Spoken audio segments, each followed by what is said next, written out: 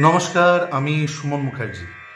আজকে এই ভিডিওতে আমি অত্যন্ত দুটি গুরুত্বপূর্ণ অলংকারের রেয়াজ শেয়ার করব।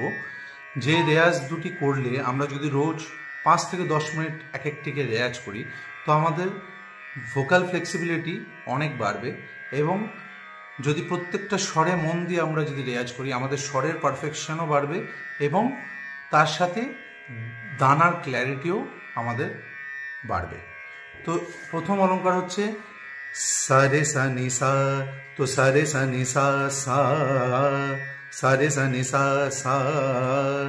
এরপরে রে গা রে সা রে রে, গা গা মা গা রে গা, মা মা বা মা গা মা, পা পা দা বা মা বা, ধা ধা নি দা বা ধা, নি নি সা নি ধা নি, সা সা রে সা নি সা।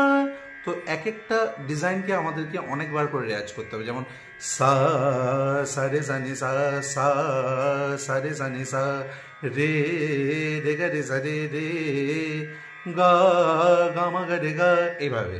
এবার অবরোহণটা কি? সা নি সা রে সা সা, নি ধা নি সা নি নি, ধা বা ধা নি ধা ধা, পা মা পা দা বা পা, মা গা মা বা মা মা, গা রে গা মা গা গা।